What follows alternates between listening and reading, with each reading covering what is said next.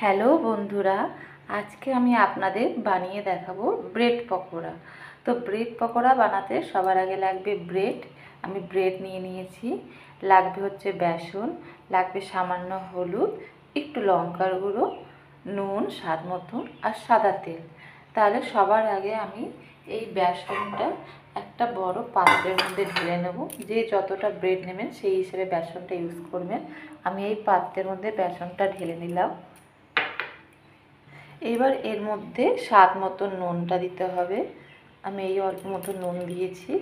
এবার অল্প একটুখানি হলুদ গুঁড়ো দিয়ে দেবো। আর ঝালটা যে যেরকম ঝাল খাবেন সেই হিসাবে আপনারা ঝালটা দেবেন। লঙ্কার গুঁড়োটাও আমি দিয়ে দিয়েছি। এইবার আমি এটাকে মিশিয়ে নেব। নিয়ে এবার এটা জল দিয়ে একটা বাটার বানিয়ে নেব। বেশি পাতলাও হবে না, বেশি গাঢ়ও হবে না। সেই হিসাবে আমি অল্প অল্প করে জল দেব, দিয়ে ভালো করে কিন্তু ফেটিয়ে নিতে হবে। ফ্যাটানোটা কিন্তু খুব ভালো হতে হবে। এইভাবে আমি ফেটাবো আস্তে আস্তে করে।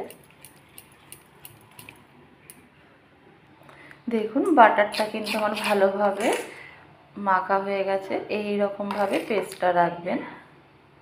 এইবার আমি করব কি, এই সাদা তেলটা, এই কড়াইটা আমি গরম করতে বসেছি, গরম হয়ে গেছে। এইবার আমি এতে আন্দাজ মতন সাদা তেল দিয়ে দেব। এখানে আমি সাদা তেল ঢেলে দিলাম। আর এই দিকে আমি একটা ব্রেড রেখেছি। এই ব্রেডটা এই কোণভাবে আমি কেটে নেব ভালো করে। দেখুন এইভাবে আমি ব্রেডটা কেটে নিয়েছি। সমস্ত ব্রেডগুলো এইভাবেই আমি কেটে নেব।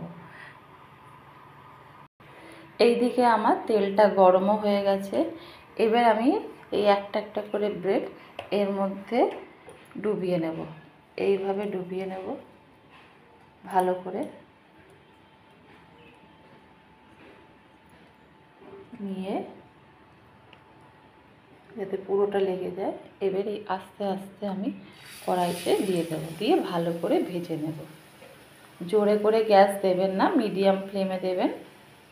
দিয়ে ভালো করে দু পিঠ ভেজে তুলে নেবেন। দেখুন আমার ভালোভাবে কিন্তু ভাজা হয়ে গেছে। এইবার আমি এটাকে তুলে নেব।